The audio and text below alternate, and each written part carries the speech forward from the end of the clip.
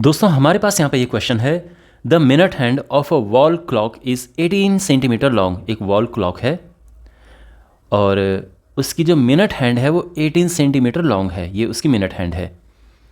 Find the area of the face of the clock described by the minute hand in 35 minutes. मतलब 35 minute में कितना area cover करेगा minute hand.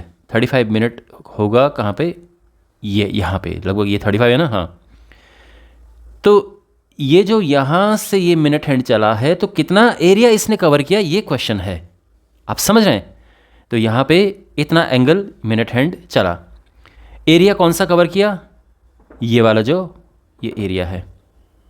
आप बता सकते हैं कि ये कौन सी शेप यहाँ पर बन रही है, ये वाली शेप कौन सी है? ये है सेक्टर, ये मेजर सेक्टर है। तो बेसिकली सेक्टर यहाँ पर बन रहा है, हमने इस सेक्टर का एरिया निकालना है। सिंपल, ये है मिनट हैंड है, इसकी लेंथ है 18 सेंटीमीटर।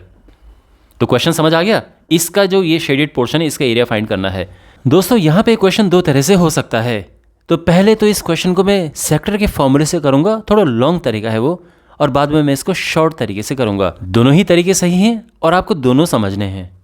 तो सेक्टर का एरिया होता है theta upon 360 into pi R square.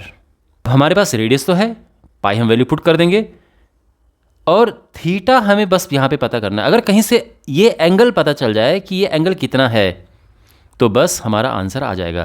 तो हमने क्या करना है, ये एंगल फाइंड करना है। तो simply angle made in 35 minutes, यानी मिनट हैंड पहले यहाँ पे था, 35 मिनट में यहाँ पे पहुँचा तो कितना एंगल बनाया। तो angle swept by the minute hand, minute hand जितना एंगल उसने मूव किया। तो 60 मिनट की अगर हम बात करें क्या होगा बताओ, 60 मिनट्स में कितना एंगल मूव करेगा मिनट हैंड। तो 60 मिनट में तो पूरा चक्कर हो जाता है ना कवर। तो ये है 360 डिग्री। तो 35 मिनट्स में कितना होगा,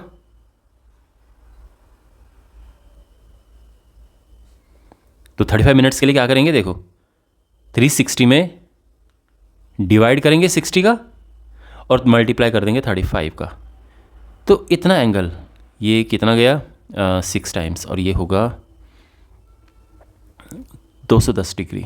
210 डिग्री है ये, इतना एंगल मिनट हैंड ने कवर किया 35 मिनट में। बात समझ आ गई? So therefore the required area, तो फॉर्मूला होता है एरिया ऑफ सेक्टर का theta upon 360 into pi R square. तो वैल्यूज़ पुट करेंगे यहाँ पे, ये तो 210 है, पाई 22/7, रेडियस 18 सेंटीमीटर है तो 18 इंटू 18 कर देंगे। 0 से ये 0 कैंसिल, 7 से जाएगा 3 टाइम्स, 3 से जाएगा 12 टाइम्स, 6 2 ज़ा 12, 6 3 18, 3 आया। और यहाँ पर अब हमारे पास क्या क्या बचे, काटा पीटी के बाद 22 ये बचा, 3 ये बचा, ये है 2 से भी तो कट जाएगा 11। तो हमारे पास है 11 इंटू 3 इंटू 18, बाकी सब कट गए हैं। ठीक है, तो ये आ जाएगा मल्टीप्लाई करके 18 × 54, ये मल्टीप्लाई करके आ गया इतना सेंटीमीटर स्क्वायर। ये हमारा आंसर है। अब इस क्वेश्चन को करने का एक और तरीका है, और वो 2 या 3 स्टेप का ही सोल्यूशन है। तो आप कह सकते हैं कि थोड़ा शॉर्टकट तरीका है वो, और लेकिन आपको आने दोनों ही चाहिए। ओके, और लास्ट में मैं आपको ये बताऊंगा कि आपको एग्जाम में कौन सा मेथड अप्लाई करना चाहिए। ऑलराइट, तो ये फिगर यहाँ पे दोबारा से हम ले लेते हैं। आप सोचो, एक मिनट हैंड एक पूरा चक्कर कितने मिनट में कंप्लीट करती है? तो एक पूरा चक्कर 60 मिनट में कंप्लीट करती है।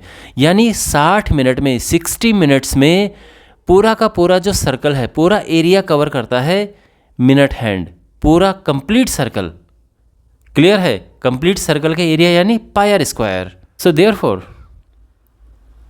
एरिया कवर्ड इन 35 मिनट्स, तो क्या होगा, तो 60 से डिवाइड कर देंगे, 35 ऊपर आ जाएगा, और पाई आर स्क्वायर।